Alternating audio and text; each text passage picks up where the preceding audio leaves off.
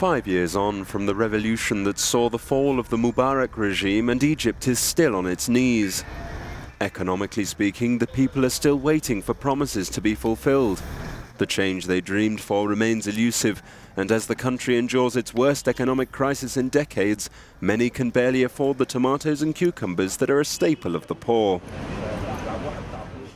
Inflation continues on its upward trajectory from 13% in September to a massive 30% at the beginning of this year.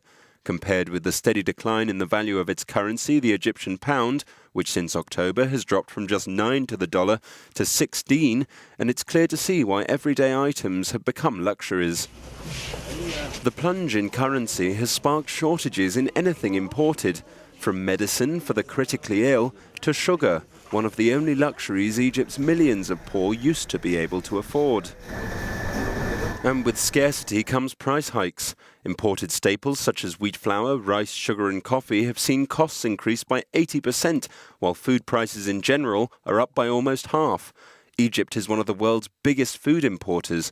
This year the country is forecast to consume almost 20 million tons of wheat, almost half of which will have to be imported. However, price hikes on imported goods have seen a boom in Egypt's manufacturing industry. But while Egyptian-made products may suit the price-conscious, importers say local producers don't have the capacity to fill the gap left by declining sales of foreign goods. There isn't one customer who walks in without complaining. Things that used to cost £1 now cost £5. Some prices are exaggerated, and I don't know why. Is there a reason the government is letting this happen? We don't know. 2 years after being sworn in, and President Abdel Fattah al-Sisi still has much work to do. Government subsidies on which much of the country's poor survive are eating up almost a quarter of the state budget, and while cuts could save billions, they could also lead to backlash at the polls. It's always a long road to economic recovery, but Egypt faces tough times ahead.